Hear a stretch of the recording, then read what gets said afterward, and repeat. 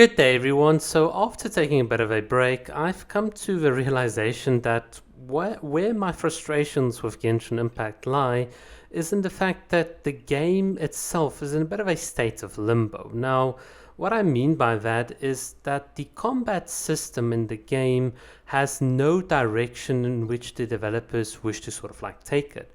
And this is exactly where we find ourselves in. So once you've completed the stories and you've 100%ed all the regions and you've done all these sorts of little things, what is there left? What is left to sort of keep you engaged? What can drive the longevity of the game? Well, in Hoyo's opinion, it is us releasing more characters. But then it begs the question, why do we want these more characters? Well, you can use them for the Spiral Abyss. And well, why do you use it? Well, because you can get Primo Gems. Well, why do you want Primo Gems? So you can get more new characters. It's just like there's no real sense of proper end game. There's no reward for time in the game that you can really get.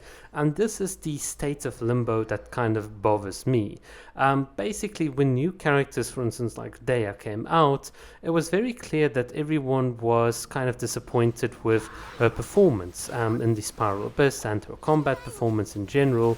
And yet, in the same vein, when we talked about the fact that Genshin needs more endgame content, a lot of people are very quick to defend TCG and like all these combat junkies should just go away and whatever. It really does feel like a house divided amongst itself, but yet people kind of just want to say Dea is bad because she's not good in combat, and it's just like we're in a very weird state where it almost feels like everyone's playing the game like they wish to play it, and that in and of itself is perhaps fine, but I don't think from a business perspective Hoyo can actually kind of afford this. So let me kind of make it a bit more clearer. In Genshin Impact, if you had 5 different endgame modes, you could be in a situation where you could develop the game horizontally by including specific new characters that have gimmicks or mechanics that are best suited to, let's say, 2 or 3 out of the 5 endgame modes, and that in itself would be kind of cool. So imagine you having a Spiral Abyss mode, Misty Dungeon, a survival mode, etc., etc.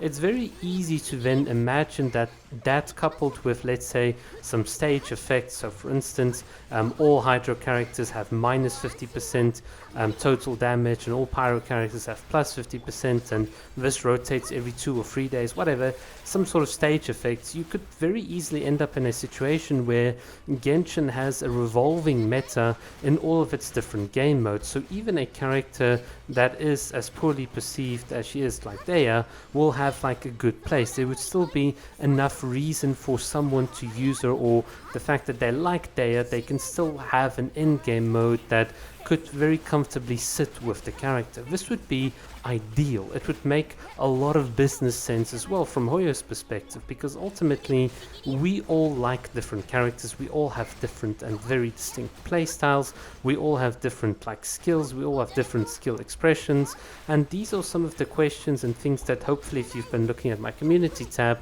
I've been kind of probing. I've been asking people questions of what do you think of the average F2P player and how they relate to this other average F2P player in terms of account strength, and why do you play this Power Burst? There are lots of interesting questions that I've been asking people, and it just becomes more and more and more apparent to me that we're all playing this game just in our own sort of way, because there's a very big vacuum that's been created by Hoyo, and this is my big problem.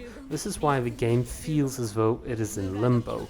That lack of in-game content is really what kind of drives it, and make no mistake, it doesn't have to fully be combat content. Hoyo can certainly be much more creative, but the core fundamental of this game is you have a combat party, you explore, you get stronger, and why do you get stronger? Well, currently there's no real reason to get stronger, but with different endgame modes, you do have a reason.